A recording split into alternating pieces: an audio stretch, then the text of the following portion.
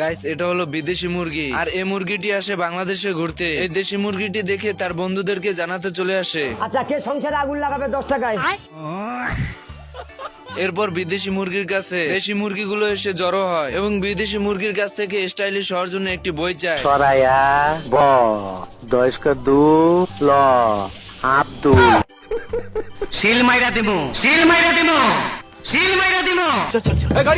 ফ্রিতে মডেলিং হওয়ার কথা শুনে সব মুরগি বাসায় ডিম ফাঁকা রেখে সবাই চলে যায় মডেলিং হওয়ার জন্য। আর এদিকে মোরগ এসে দেখে বাসা এবং ডিম ফাঁকা রেখে সবাই উধাও হয়ে গেছে। তা দেখে মোরগ চিন্তিত হয়ে বিদেশি মুরগিদের কাছে চলে আসে। আপনার কাছে যে কোনো দাবি থাক আমার কাছে বলবেন, আমি শেখ হাসিনার নেত্রীর কাছে আমি জানাবো।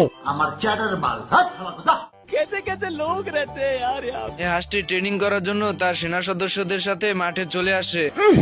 মাং মাং কোটাই কোনটাই রে।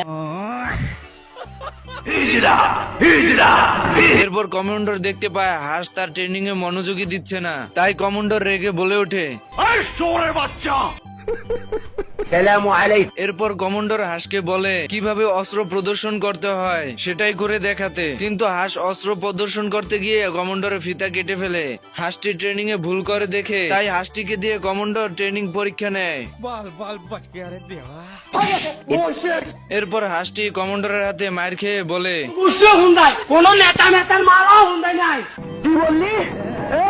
তো বিকজ বন্ধুরা, ভিডিওটি ভালো লাগলে অবশ্যই লাইক এন্ড কমেন্ট করে যাবেন, কারণ আপনাদের ভালোবাসাই আমাকে ভিডিও বানাতে উৎসাহিত করে। আমার চ্যাটার বাল